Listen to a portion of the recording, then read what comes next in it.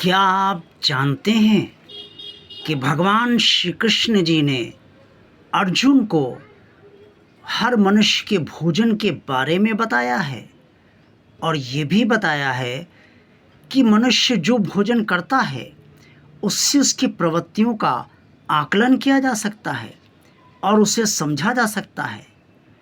जी हाँ, श्रीमद् भगवद गीता में ये सब स्पष्ट तौर पे वर्णित है। अर्जुन ने जब भगवान कृष्ण से पूछा, हे प्रभु, मुझे ये बताइए कि भोजन करने वाले लोग जो तरह तरह का भोजन करते हैं उनकी प्रवृत्तियाँ कैसी होती हैं। भगवान कृष्ण जी सुनकर मुस्कुराए और बोले, पार्थ, भोजन भी हर व्यक्ति अपनी अपनी प्रवृत्ति के अनुसार ही करता है।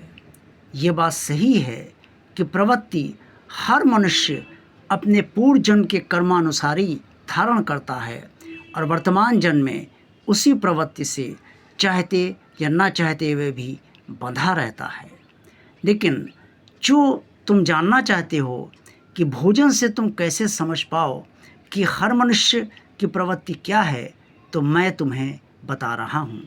भगवान श्री कृष्ण जी ने ये कहते हुए अर्जुन को जो बताया वो श्रीमद् भगवद गीता के अध्याय 17 श्लोक 7, 8, 9 और 10 में स्पष्ट तौर पर वर्णित है।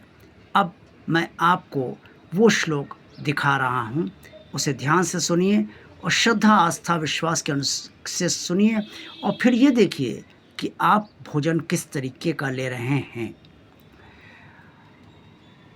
आहार सत्वपि सर्वस्य त्रिविधो भवति प्रिया, यज्ञस्तपस्तथा दानं तेषां भेदमिमं शृणु।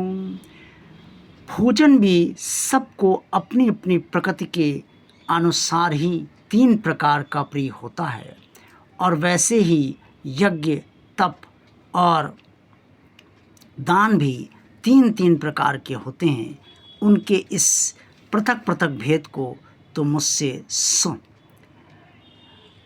आयु, सत्व, बलारोग्य, सुख, प्रीति, विवर्धना, रस्या, स्निग्धा, स्थरा, हिधा आहारा, सात्विक प्रिया।